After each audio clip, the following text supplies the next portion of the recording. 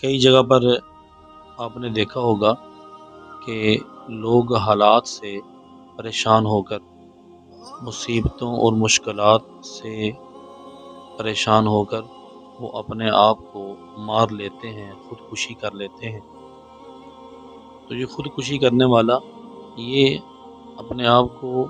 یہ نہ سمجھے کہ میں مصیبتوں سے بچ جاؤں گا اور مجھے اب راحت اور سکون مل جائے گا، بلکہ خودکشی کرنے والا پہلے سے بھی زیادہ مصیبت میں پھنس جاتا ہے۔ وہ کیسے؟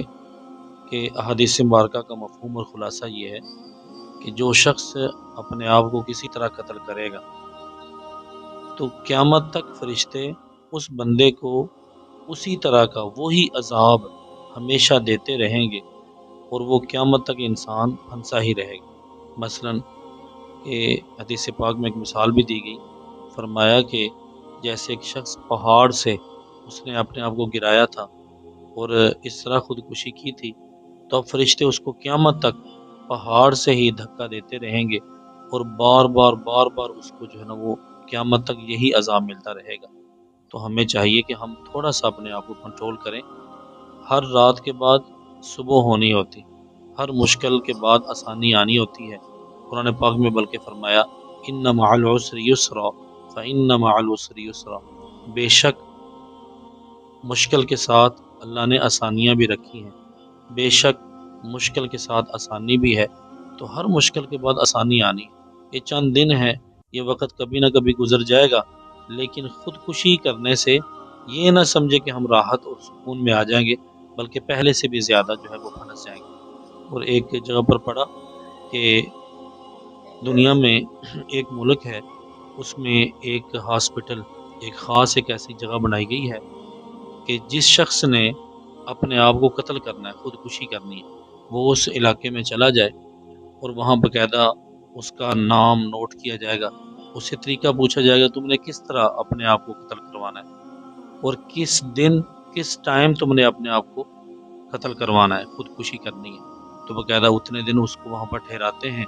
کھانا پینا ہر چیز اس کو، اس کی ہر خواہش آخری زندگی کی پوری کرتے ہیں، اور جس دن اس نے کہا ہوتا ہے اس دن زہر کا انجیکشن لگا دیتے ہیں، جس طرح اس نے کہا ہے کہ مجھے اس طرح سے قتل کرو اس طرح سے وہ اس کو قتل کر دیتے ہیں۔ یہ بھی خودکشی کی صورت ہے۔ یہ چاہے قرآن پاک میں آتا ہے نا زین لہم الشیطان اعمالہم، شیطان نے غلط کام ان کے لیے خوبصورت کر دی۔ اب یہ غلط کام ہے، خودکشی کرنا حرام کی موت انسان مرتا ہے اور قیامت تک وہ عذاب میں پھنسا رہتا ہے، لیکن غلط کام ہے، شیطان نے اس کو خوبصورت کر دیا، نہیں جی فلاں علاقے میں جائیں گے، اپنی من کی مرضی سے اپنے ارادے سے ہم جو ہے نا وہ موت کو گلے لگائیں گے، تو ہمیں جو ہے نا یہ کیا ہے کہ یہ بڑا راحت اور سکون نہیں ملے گا، بلکہ یہ قیامت تک عذاب ہی آتا رہے گا۔ اور اگر کسی کے ذہن میں یہ آئے کہ نہیں جی یہ تو تقدیر میں ایسے لکھا ہوا تھا، تو ہاں یہ بات ٹھیک ہے کہ تقدیر میں لکھا ہوا تھا، لیکن اللہ رب العالمین نے تقدیر لکھوائی ہے انسان کے پیدا ہونے سے پہلے، ہر چیز اس کی نا یہ اللہ رب العالمین لکھوا دی۔ اس نے یہ بیٹھنا تھا، کھڑا ہونا تھا، یہ کام کرنا تھا، یہاں جانا تھا، ہم یہ جو کچھ عرض کر رہے ہیں یہ بھی تقدیر میں لکھا ہوا تھا کہ یہ بیان ہوگا اور اس طرح سے بھی ریلیز ہوگا، اور یہ معاملات ہر چیز لکھی ہے، لیکن اللہ نے کسی کو مجبور نہیں کیا، مجبور کسی کو نہیں کیا کہ جناب یہ ہم نے لکھوا دیا ہے کہ اب تم نے کرنا ہی ایسے نہیں، بلکہ اللہ رب العالمین نے اپنے علم کی پاور سے یہ لکھوا دیا ہے کہ فلاں فلاں شخص آگے جا کر ایسے کرے گا، لیکن کسی کو مجبور اللہ رب العالمین نے نہیں کیا، بلکہ فرمایا الم نجعل له عینین ولسانا وشفتین وہدیناہ النجدین، ہم نے انسان کو آنکھیں عطا فرمائی ہیں، اس کو ہونٹ اور زبان عطا فرمائی، ہم نے اس کو دونوں راستے دکھلا دی، یہ راستہ سیدھا ہے، یہ راستہ غلط ہے، اس راستے پر چلو گے جنت جاؤ گے، تمہیں فائدے ملیں گے، اس راستے پر چلو گے جہنم جاؤ گے، تمہیں نقصانات کا سامنا کرنا پڑے گا۔ جو تقدیر میں لکھوایا ہے، لیکن کسی کو اللہ نے مجبور نہیں کیا، جو بھی بندہ کام کرتا ہے وہ اپنی مرضی سے کرتا ہے، اپنے اختیار سے کرتا ہے اور اسی کی اس کو سزا بھگتنا پڑے گی۔ اب دیکھیں حضرت مولا علی رضی اللہ تعالیٰ عنہ کے پاس ایک شخص ہے، اس نے کہا جی حضور انسان کو اللہ تعالیٰ نے کتنے اختیارات عطا فرمائے؟ فرمایا کھڑے ہو جاؤ، کھڑا ہو گیا، فرمایا اب تم ایک ٹانگ اوپر کر لو، اس نے ایک ٹانگ اوپر کر لی، میں دوسری بھی اوپر کر لوں، کہیں حضور نہیں، دوسری نہیں میں کر سکتا، دونوں ٹانگیں اوپر کروں گا تو میں کھڑا کیسے رہوں گا؟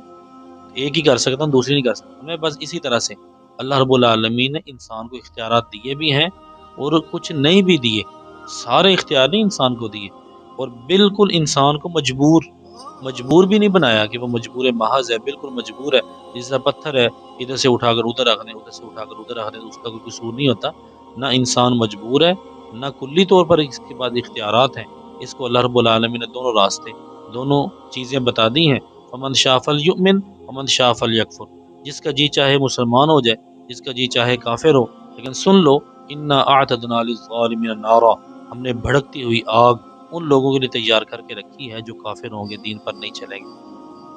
تو ہمیں چاہیے کہ ہم جو ہے نا اس طرح کے بہانے نہ بنائیں اور اپنی آخرت کی تیاری کریں، مشکلات سے نپٹنا سیکھیں، کوئی نہ کوئی اس کا حل تلاش کریں، اللہ رب العالمین اس کا حل ہمیں عطا فرما دے گا۔ لیکن ہم جو ہے نا وہ خودکشی کے ذریعے اپنے آپ کو ختم کرنے والا معاملہ کریں گے تو قیامت تک ہم پھنسے رہیں گے۔ رب العالمین تمام مسلمانوں کی حفاظت فرمائے۔